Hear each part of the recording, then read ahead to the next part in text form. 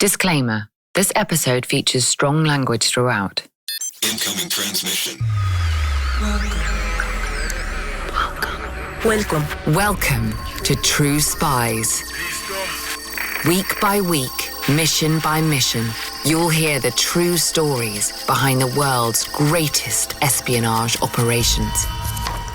You'll meet the people who navigate this secret world. What do they know? What are their skills? And what would you do in their position? This is True Spies. In the center of the timeline is an explosion.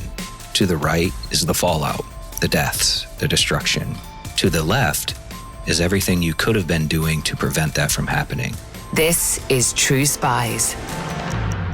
Episode 92, Hunting the Wolverine.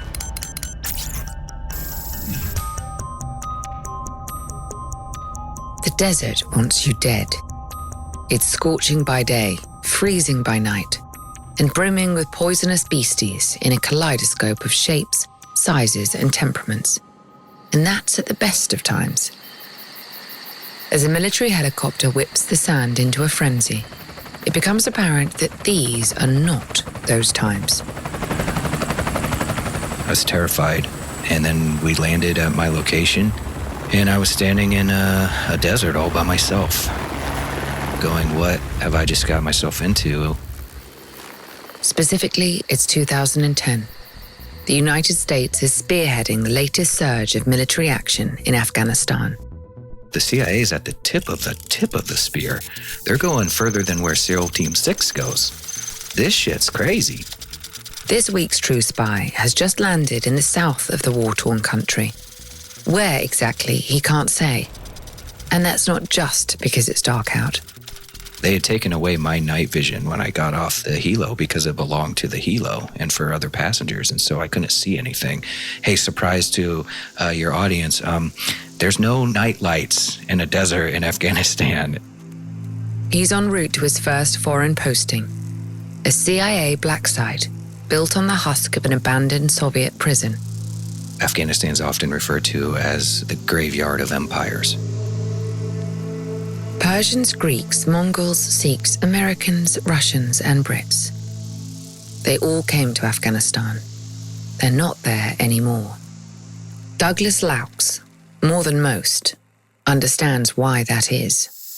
My name's Douglas Laux, former CIA case officer. I did that for 7 years, and then I got out and I worked for Joint Special Operations Command, JSOC, which is essentially SEAL Team 6, Delta Force, like the 75th Rangers. Douglas Laux is no stranger to the edge. During his time in the CIA, he served in some of the world's most dangerous theaters of war. His story is a remarkable one, but it begins unremarkably in what less charitable commentators dub the flyover states. I grew up in the Midwest, in the states of Indiana and Ohio, right on the border. You could throw a baseball from one state to the other. As you become an adult, if through your childhood and adolescence, you grew up in a rural farming community amidst trailer parks, it's certainly going to have a great influence on who you become later in life. And so with that being said, the most premier jobs within a 50-mile radius would have been something like doctor or veterinarian or, I guess, plant manager of a local factory. So if you had real aspirations and you were smart, you probably were going to try to be a doctor. So of the, 500-600 students in my class alone, I think 3 of us went to college. And even that was considered really special. And so I was amongst those 3, and it was my idea to become an eye doctor. Which begs the question, what happened? Why did I choose to become this war zone case officer right from the jump off? Why did I choose the most dangerous locations you could possibly go to? Why did I stop becoming an eye doctor and switch my track to political science and learn Japanese? Why did I have a bid from the Marines to enter officer candidate school? That's a lot of questions. And the answer? Like many of our true spies, the 9/11 attacks on New York were a pivotal moment for Douglas. But kind of rewired everything inside me and my father was a Vietnam veteran. And I thought, okay, I'm going to get this over with, this college thing, because I know I'll need it someday. But then I'm going to join the Marines and become an officer in the Marines and go fight. And that's all I wanted to do. I wanted to go fight. My dad did it. 3 of my uncles have done it. I have cousins that are in the mix. I got to at least do something. I got to get involved in this, man. I have to. So no, not anger, and I don't want to come off as the vengeful type. It wasn't that, oh, I got to get revenge for them hitting the Twin Towers. It was, man, we're at war, and it's my country. And, you know, I love the United States, and so I'm going to go get it on too.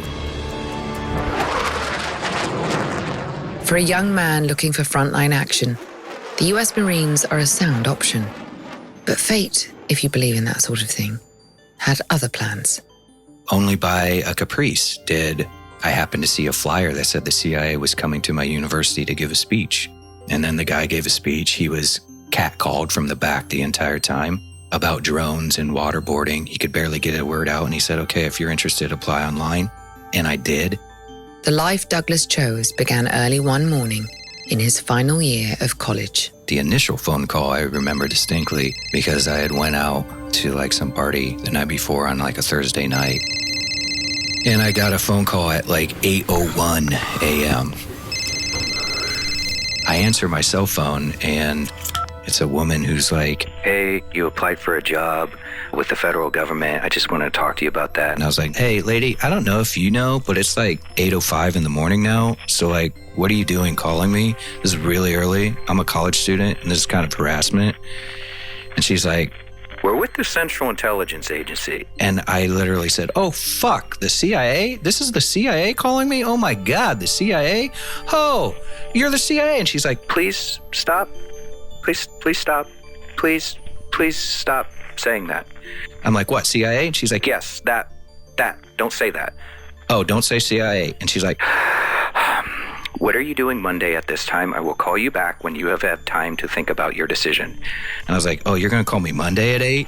So I was like, oh, no, you can't do that to me. But she was like, yes, Monday at 8, please be prepared to talk, intelligently about the process. And so it took off from there. As True Spies listeners know, the CIA's hiring process is long, thorough, and arduous. For Douglas, it lasted well over a year. But eventually, he passed the agency's battery of physical, intellectual, and psychological tests. And crucially, learned to keep his mouth shut. I knew not to say CIA out loud, and I was like, oh, you guys are with that organization in Virginia near the Potomac River. Yes, I do accept your offer. Now in his mid-20s, Douglas was ready to take the fight to the enemy. But unsurprisingly, the CIA doesn't make a habit of dropping its new recruits into war zones. When I first got accepted in the CIA, you start out as a trainee. They start everyone off on the same starting line and you're at nothing. You know nothing. The biggest difference between myself and a lot of the other case officers was, and I have to always be careful because I still have mad respect for them. They're risking their lives too, just as I did. And it's a very dangerous job and it's a very difficult job and a very trying job. But like I said, given how I grew up, how I was raised, and in the environment I was raised in, a lot of shit that bothered them didn't bother me. So dealing with nasty people, I was used to that. Dealing with really poor people, the Afghans, the Taliban, really impoverished people, I was used to that. Dealing with crass people, dealing with mean people. But all that lay ahead of him. As a trainee, he was expected to curtail his adrenaline junkie instincts. So, look, I started off on a desk. I did not like it. But I've also said previously, now with perspective, I understand why. Because you needed to see how those who were trained were doing it. And you got to read their files every day. And they would write back to headquarters. From behind his desk, Douglas watched and learned.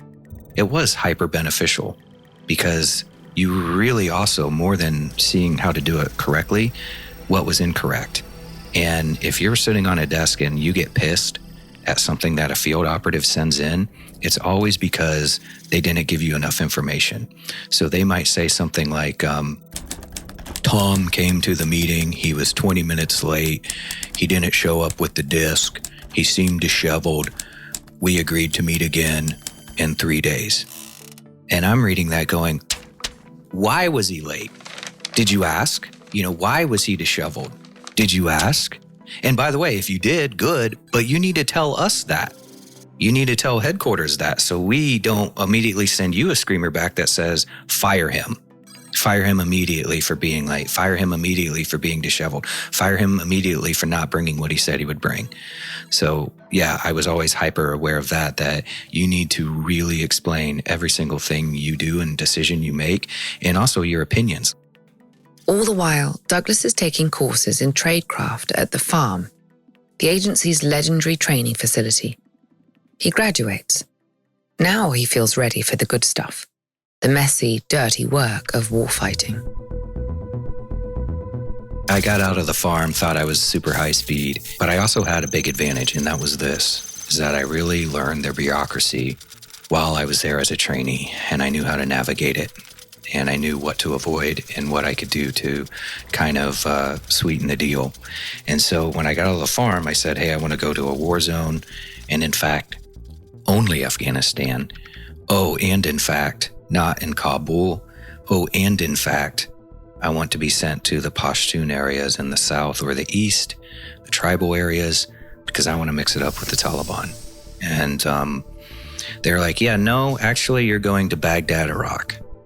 And that didn't sit well with me.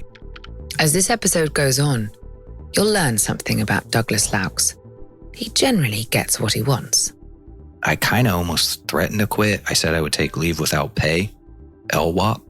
And I said, okay, I'll just sit out for a year. And then when you're ready to send me to Afghanistan, I'll go. Now, that's a really risky move. And they're like, all right, well, we can probably just fit you into the gorge of Kabul and get you amongst everyone there. And I said, no, I want to go to a forward operating base. A forward operating base, or a FOB, is one of the means by which the US government projects its influence throughout an occupied territory. They range from basic barbed wire encampments to well-equipped military hubs. In Afghanistan, FOBs allowed American forces to maintain a presence in the nation's wilder reaches. So then there was more discussion, and then finally they said, how would you like to learn Pashtu? And I said, well, what is that? And they tell me, okay, that's what the Taliban speaks, big boy, and that's who you want to go fight. So why don't you take a year of language training, master Pashtu, and then we'll probably definitely send you to a FOB with the opportunity of going to a black site. And so for me, I said, sign me up for that language training immediately, because that is just a force multiplier. It'll make me a better officer, and it's going to probably, and did, help keep me alive. Eventually, Douglas's efforts paid off. I first learned that I was going to Afghanistan around New Year's Eve, because it was the coast bombing. And that's when seven CIA officers were killed in Khost in eastern Afghanistan. So when that happened, I got accelerated because I wasn't supposed to leave for like another 6 months. So I was with my girlfriend trying to cook up some sort of scheme to explain to her why I was leaving, because she didn't know I worked for the CIA. Imagine trying to tell your girlfriend of like 3 years at that time, hey, I'm moving out of Washington, D.C. forever. This has been great. Can we try to still make it work? Oh, by the way, I can only call you maybe once a month. Do you think we'll last maybe if I write you a cute letter twice a year? Oh, you're mad? Why are you mad? Oh, I guess we break up then? They think you're a psychopath. Fair warning. If you're thinking about pursuing an exciting new career with the agency, know that it doesn't come without sacrifices. For Douglas, there was no time to ruminate on his personal life. This was the opportunity of a lifetime. He was going to grab it with both fists. So I fast-tracked, and within no time I was in Afghanistan. The first thing you notice is the smell. It really smells in Kabul, and a reason for that is because a lot of the Afghans burn feces for heat. and it goes into the air, and there's a lot of pollution and fecal matter in the air at any given time, and it's acrid. But after a while, I had this seasoned dude tell me, you'll get used to it, and that's when you know you're a vet, because you don't smell it anymore. But the pungent charms of Kabul were none of his concern. He wouldn't be staying long. From there, because I was going to a forward operating base, you take several other flights. It's a really long time. It's very difficult. By various means of transportation, I really can't say specifically, nor would I. Which brings us back to the desert, and the cold and the pitch blackness of nighttime in rural Afghanistan. Douglas stepped out of the helicopter, closing off the penultimate leg of his journey to the fob. And the stars weren't out that night, so you can see about 1 foot in front of you. And if you can see your hand, you're lucky. And then, a truck pulled up, get in, and I was like, oh, right on, these are my guys. The truck deposited the young case officer inside the guarded gates of his new home. My first office was a former Russian prison we operated out of. It's pretty scary, but then eventually you're like, this is pretty badass. This is exactly what I wanted. The fob's true name is classified. For the purposes of this podcast, we'll call it Wadi Base. Once Douglas has settled in so much as one can settle into a desert prison, he set about fulfilling his function as a war zone case officer. That is, to develop and recruit sources of actionable intelligence within the local population. As the weeks turned into months, and Douglas learnt more about his new home, he found himself at odds with the agency's mission in Afghanistan. Osama bin Laden, one man, was always the number one thing on everyone's mind. Remember, this is 2010, a year before the 9/11 mastermind was killed in Pakistan. The US intelligence community spared no expense in his pursuit. But Douglas argued that the CIA's focus on bin Laden and al-Qaeda came at a cost, that the real threat to American lives came from elsewhere. What I had found was the Taliban for the agency was not a priority. And let me clarify and say that is my perspective. I am certain that the agency would come back and say, that's bull. We were hyper-focused on it. Well, I'll only speak for myself. No, they were not, because I was the one guy who was really pushing it. And because I was at these forward operating bases and there was no al-Qaeda anywhere to be found. And so I was really butting heads with management at the time because I was telling them, the people killing US soldiers are Taliban. The people planning all the IEDs are Taliban. So we're in their backyard right now. The people fighting in the groves with AK-47s, firing RPGs, they're Taliban. The people self-detonating and blowing up girls' schools in Kabul are the Taliban. They're the number one threat to taking soldiers' lives, ISAF lives. So the whole community, not just Americans, any country they're fighting, the Taliban is killing you, is what I was banging on my drum. IEDs, improvised explosive devices, were the scourge of the coalition forces in Afghanistan. IEDs were obviously the biggest issue and biggest problem when it comes to casualties, injuries, death, destruction of both buildings, civilians. And I'll speak for Afghanistan because I know the figures. I think it's something like 88% or something of deaths of servicemen and women that were done by the enemy. So not accidental casualties, but what a police detective would call homicide. That's via an IED, via an explosion. Whether it's vehicle-borne, VBIED, or a human did it, or they placed it along the side of the road, pressure plate IED or remote detonated IED. So it was, without question, the biggest problem, but at times it wasn't our biggest focus, especially when Osama bin Laden was still around. Douglas began to aggressively hone in on the Taliban in his area of southern Afghanistan. He was determined to disrupt the supply of weapons that were killing his brothers and sisters in arms. The title of my book is Left of Boom, And what that means in military speak, or as we say in the US, Pentagonese, it's everything that's done to prevent a bomb from exploding. So on a timeline, in the center of the timeline is an explosion. To the right is the fallout, the deaths, the destruction. To the left is everything you could have been doing to prevent that from happening. Because once it's right at boom, you're just counting. You're doing forensics, but you didn't stop the casualties.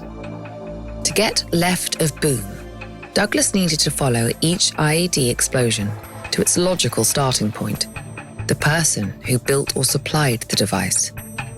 So I wanted to be left of boom, far left of boom. And so I just kept traveling down that timeline, running through various, developmentals, people that I was turning and burning. Turning and burning is a catchy bit of jargon, but it neatly describes the process of recruiting sources and using them to access more valuable ones. And in Afghanistan, value was the name of the game. Everything in Afghanistan you learn very quickly is trying to kill you. And so if that's your mindset from birth, it was a struggle, that obviously is going to influence how you're raised, and it's going to very much influence your mindset of how you approach the world and how you interact with people. And oh, by the way, they want to get out of this environment because they're survivalists. Let's say if they're cousins in the Taliban and I come to you and say, I'll give you $500 for a cell phone number, they're going to go, what are you going to do? We're not going to talk about this again. I'll give you $500 for his cell phone number. I think you're going to arrest him. $500. Okay, here it is. And you look at that and go, oh my God, that's terrible. But in their mind, it's like, okay, but that person had to suffer for me to coexist, because we can't both exist on the same plane. If you chase two rabbits, you'll lose them both. So better him than me. In short, money talks. And so did a variety of local assets, once Douglas started flashing the black budget. But even in Afghanistan, money only gets you over the finish line. To enter the race at all, you need to be on the racetrack. The only reason I got the opportunity to know some things that other people didn't is because I did take the risks. I put myself in their environment, and few people did that. Douglas speaks the local language. That's a good start. But if you want to earn the people's trust, respect at least, there's so much more to consider. Personal grooming, for one. I looked like them. I had a two-fister beard, and that means you can take two fists, and that's how long your beard is. So I grew a two-fister, and they don't manicure their beards in Afghanistan. I'm sure you've seen the footage. So you just don't shave it. You don't touch it, period. So it gets pretty gnarly. Dressing like the locals is ingratiating, but also it helps you with what's called the first pass. Meaning, if I'm driving in a vehicle and we're going 30 through pick the town in Afghanistan, and I have a two-fister and I have your clothes on and I tan pretty dark, that's first pass. They don't look twice. People are going to just assume, yeah, he belongs here. Douglas also worked with an Afghan interpreter to learn the local dialect of Pashtu, as well as the customs and cultural markers distinct to the region. How should I sit? How should I drink my tea? How should I present the tea? What should we eat? Why is he wearing that 3/4 prayer cap when the last guy wore a full prayer cap? Does that mean he's higher in the mosque than him? Oh, he's a teacher at the masjid. So that's why it's, okay, important to know. Because I wouldn't have thought to ask the question to your asset, but I can ask this interpreter who's basically my cultural advisor. So that really, and reading the Quran with him and just having basic concepts of that and a basic working knowledge of the Quran.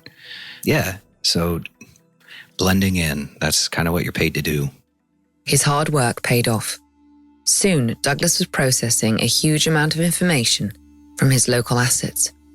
With each turn and burn, he got closer to the Taliban's top brass. I had to learn, okay, if this guy says that he has access to that Taliban area where all the Taliban guys live, okay, do you know anyone in the Taliban? No, but my cousin does. Okay, bring me your cousin. Hey, cousin, who do you know? I know the guy who delivers their fruit once a week. Great, bring him me. Hey, so you have access to their compound? Great. You have a cousin who's in there? Bring me him. Oh, hey, cousin, you don't want to work for me? Well, how about this money? Okay, so now you do want to work for me. Okay, how many friends do you have? Bring me all of them one by one. A Taliban commander? I'll go meet him. Where does he want to meet? Just starting at the lowest hanging fruit and building my way up, but not wasting my time with them. That's a rut that you can really get into as a case officer, of taking that mid-level reporting and being satisfied with it, where somebody's telling you, I spoke with the Taliban commander and these are his plans. My thought was, he can tell me directly what his plans are. Bring him to me. Eventually, Douglas struck gold. Finally, it came that I met a gentleman named Mahmoud, and he flipped everything upside down, because he informed me, where I had thought previously that there was some organization within the Taliban that was responsible for manufacturing these detonators and these initiators and, the explosives themselves. It was a independent enterprise. It was a businessman, somebody who had his own personal mafia. And he was the furthest point left of Boom, where it was all originating from. And so that's when it became my priority, and I got the blessing of headquarters to make the Wolverine operation my main focus. Mahmoud, Douglas's latest and greatest asset, is nothing less than a Taliban commander. He has the kind of access case officers dream about. Now he's working for Uncle Sam. So once Mahmoud had established for certain that he is a Taliban commander with photos and all this other evidence that checked out, I knew I had a pretty big fish on my hands. And he was in some pretty high-level meetings. And as with almost everything is, I don't want to call it luck because you make your own luck, but kind of on a caprice, he mentioned offhandedly he had some shipment coming in or something like this. Of what? What exactly this shipment contained was a harder question to answer than you might imagine. The Pashtu language is complex. The Foreign Service Institute, where US spies and diplomats learn foreign tongues, ranks it in their highest tier of difficulty, alongside Arabic and Mandarin. It bears the legacy of Afghanistan's various occupations in the form of loanwords, or cognates from other languages. If it's not a cognate, they have to make up their own word for technology. So they don't know the term for blasting cap, and they don't know the term for initiating device, and they don't know the word for Semtex or C4. And so there was an entire lexicon that we had to put together via when you're intercepting their ICOM traffic radio. And I think they used to call RPGs giraffes because they're long. You know what I mean? They had animal names, right? And they might refer to a pressure plate IED as hornets, because when you step on a hornet's nest, hornets fly up. When you step on a pressure plate IED, explosion comes up. So, just understanding what they were talking about. And I honestly don't remember the word, but he was talking about an initiator. A fuse, an essential component in the construction of IEDs.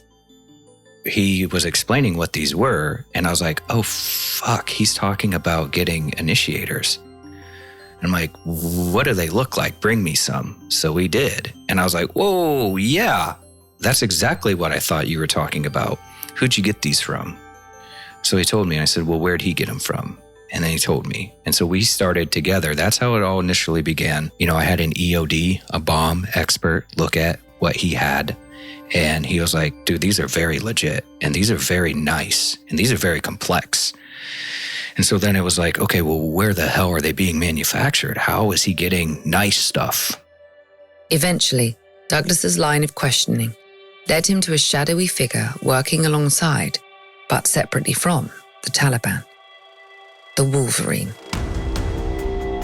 So once we started to figure out going left on that timeline where it was originating, we had this watershed breakthrough moment where he tells me about the Wolverine, which is a code name I made up for this person. Mahmoud was shocked that the Wolverine wasn't already on the agency's radar. He's like, how do you not know Wolverine? Everyone knows Wolverine. And I'm like, I've never heard of him. Who is he? Is he a Taliban commander? No. And I'm like, okay, what does he do? And he's like, well, he's the guy that gets us what we need. As far as what? I don't know, guns, ammunition, bombs. So basically, he's an arms dealer. And that's what this guy does. And he specializes in selling his arms to the Taliban. And he's got his own little mafia and his own little protectorate. And the Taliban, who could wipe the guy out if they want to, they let him exist because he's got connections overseas in foreign countries that he can get this stuff from. The Taliban's not that sophisticated, but this guy is. I'm like, oh my God, we had no idea. He can't tell us exactly how. That's classified. But Douglas was able to corroborate Mahmoud's intelligence. And we got the number for the Wolverine. So yes, we do listen to our enemies' phone calls. We were listening to the Wolverine's phone. Why wouldn't we? If we had Osama bin Laden's phone, we would have listened to it and known exactly where he was and saved a lot of money. With this information, Douglas was able to build a profile of the Wolverine, including his address. And the Wolverine made a very smart decision to move out of Afghanistan. Again, we can't disclose which country the Wolverine decamped to. All we can tell you is that the US wasn't currently at war with it. And so if he flees into any other country, we can't just send SEAL Team 6 to go get him. I mean, yes, we did that with Osama bin Laden, but that required the President of the United States to be informed every step of the way. With Wolverine, it wasn't that high level. So your target is essentially untouchable. He's out of your jurisdiction. But the roadsides, army bases, and marketplaces of Afghanistan are still very much within his. Every IED that he supplies to Taliban insurgents costs lives. The timeline is moving closer to the center. How do you stay left of boom when the brick wall of international diplomacy blocks your path? We just had to wait and see if he would come into Afghanistan, and he never did. Clearly, a new approach was in order. Remember Mahmoud, Douglas's tame Taliban commander? Well, he was about to make himself even more useful. So we came up with the idea that, fine, we will just get Mahmoud to be his best friend. So that basically it's a one-to-one relationship. If Mahmoud could get close to the Wolverine, he'd be able to provide up-to-date information about the flow of IEDs into Afghanistan.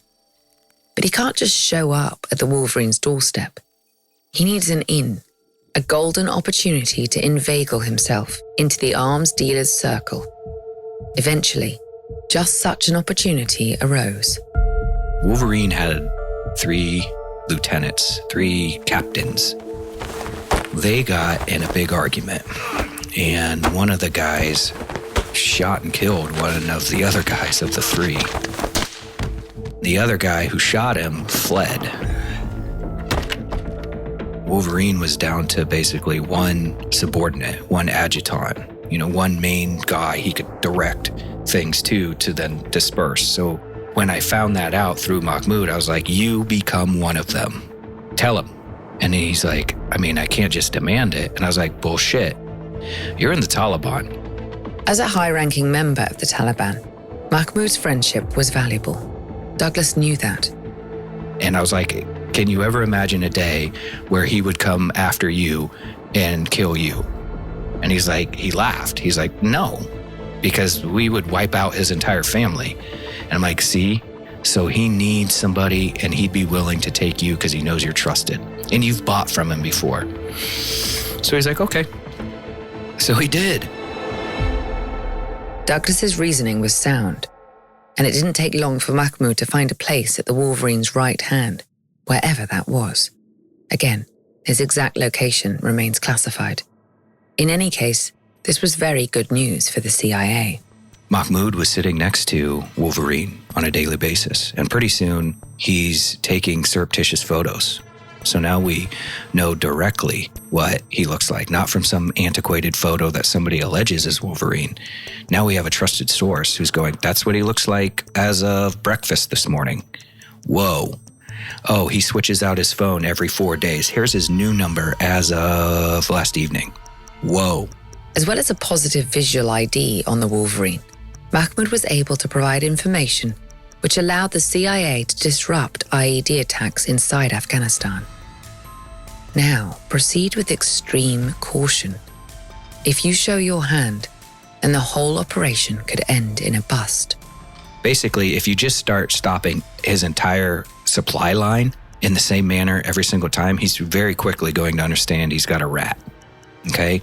Obviously, we can't in good conscience allow his explosions to still go off, but we had to come up with clever ways of how to capture each one so that nothing happened. Or maybe it got stopped at the border, or maybe it was a faulty device that didn't blow up, or maybe the person in placing it installed it wrong and they blew up, but we had to really control that narrative, because if everything was being stopped at point X, he's going to go, when the hell did they start to decide to stop everything at point X? Fine, we'll move to point Y. And then immediately everything stopped right at point Y. He's going to go, okay, somebody's snitching me out, man. And he's going to do an internal investigation. Which would not, presumably, end well for Mahmoud. So we were super clever with that, which I really can't detail. I wish I could, because I owe a lot of props to the people back at headquarters who helped me dream up those ideas and figure out how to keep the momentum. But until the Wolverine resurfaces in Afghanistan, this is as good as it gets. The CIA can monitor and disrupt, but they can't take kinetic action against his operation. That's kicking down the door and arresting him, to you and me. All the while, the stresses of life at the FOB are taking their toll on Douglas. I was worn pretty thin, and I didn't know if Wolverine would ever come back into Afghanistan. And so I thought, this could go on for 5 years before he screws up. After 5 years, he's going to think he's invincible. He's going to do something stupid. He's going to go to the Hajj, or he's going to leave his little fiefdom, and we're going to nab him because we got everything. We're going to get him. So it doesn't matter if I stay, and I'm not staying for 5 more years. So I made the decision to pass it on to someone I really trusted at this black site. And then I just started supporting that guy from back at headquarters while I was on R&R, you would say, waiting for my next assignment. From headquarters in Virginia, Douglas continued to monitor the Wolverine operation. And during that period, that time frame, he made a mistake. He went to an area where we could touch him, okay? And when we knew he was going there, it was Mahmoud who, let us know, hey, guess what? He's going to this specific area. You guys can nab him. That specific area was still in a foreign country. It was not in Afghanistan, okay? So we had to work with local police force to make that happen. And they did. And the Wolverine was apprehended, and we sent somebody to that foreign country to basically show our crown jewels of why this person was a terrible person and everything they had done. And here's all the evidence and all of the proof. And they said, great, we're locking him up. A happy ending? Unless you're joining us for the first time on True Spies, you'll know that those are few and far between. Unheard of, almost. So don't get your hopes up. Fast forward, I went on to start working on the Syrian Civil War, which was hot. This would have been 2012, 2013. ISIS was a big deal. So I switched over to that, and sometime during that frame, learned that the Wolverine had been released. So not a happy ending to this story. What was my biggest success at the agency now was my biggest failure, because he was just straight up released. The Wolverine had been let go, his captors citing insufficient evidence. And that was just soul-crushing, absolutely soul-crushing, that I had put 20-hour days in to take this guy off the battlefield, or at very least take his components and his bombs off the battlefield, so some 18-year-old didn't run over it, right? And so it meant a lot to me. And to learn that they just let him go was absolutely heart-wrenching. But that is the nature of the beast. You know, no one said this story would be pretty, did they? And there's a final twist to this tale for those who choose to believe it. I had reason to believe, and I won't say which one. I'll let you use your imagination, but I had reason to believe he was being supported by basically a different country's version of the CIA. I really felt that, and I felt I had presented enough evidence for that as well. But if you're going to make an accusation like that, that could almost lead to a declaration of war. This is not the kind of allegation that any intelligence agency can act upon lightly. That's kind of what my theory was. Well, I think that this host nation's version of CIA is helping the Wolverine, and the Wolverine's giving this to the Taliban, which are killing us. So in a way, and the agency was like, yeah, brother, like we almost have to have CCTV on that to come out live, because that's front page New York Times, period. And until you can get us 100%, we can't go around. Thank you for telling us. We're going to keep an eye on it, but we cannot publicly state that at this point in time. And I don't think it ever was stated, which is why I don't really talk about it. The life of a war zone CO is not an easy one. Between his tour in Afghanistan and his time working on the Syrian Civil War, Douglas struggled with his mental health and substance abuse. He pulled through, but eventually, life in the war zone caught up to him. I want to be clear. The CIA never pushed me out the door. Never. My burn rate was high, and I knew that, but I wanted to accomplish as much as I could in the time that I knew I had, because I started to think after my second tour, you're not going to do this for 25 years. The final straw, though, was Thanksgiving. One year I was in this a Middle Eastern country, and I was working on the Syrian Civil War. I had a Thanksgiving dinner us Americans were having at this very nice restaurant in this Middle Eastern country, eating shish kebab for Thanksgiving. That was a first. Everyone was very jovial and laughing and talking about where they were going next and where they planned to live and what car they planned to drive when they were in this next nice foreign country working the cocktail circuit. And, oh, for vacation, we're going to Seychelles. And then, you know, if we get a tour in East Asia, we'll probably end up going to Tahiti. And for me, it was like, dude, being a spy is fucking hard. You know, they're married with kids, so they do have an outlet. And usually their spouse works for the agency as well, so they can talk about things.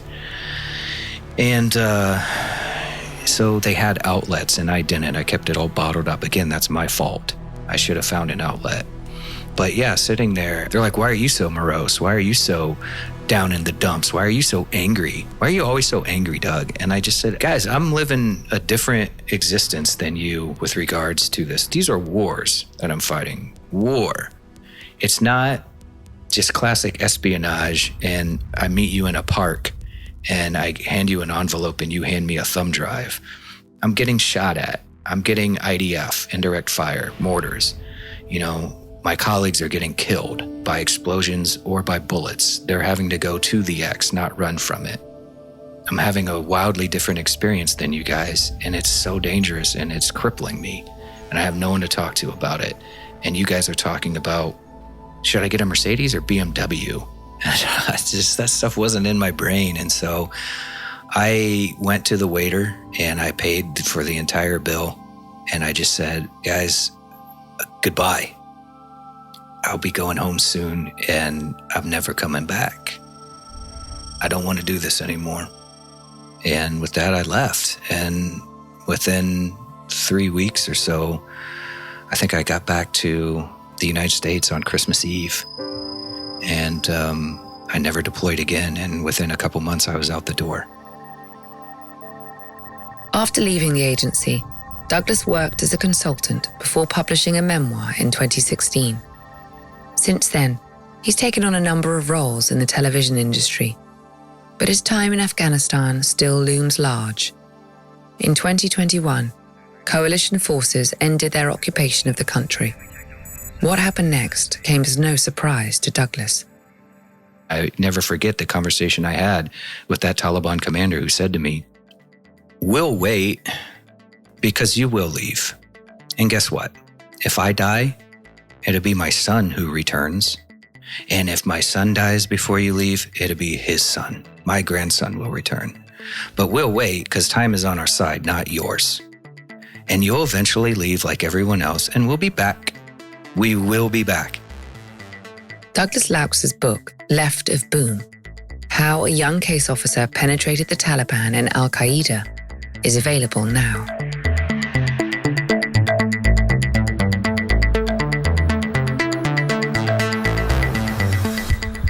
I'm Vanessa Kirby. Here's a taste of next week's Dangerous Liaison with True Spies.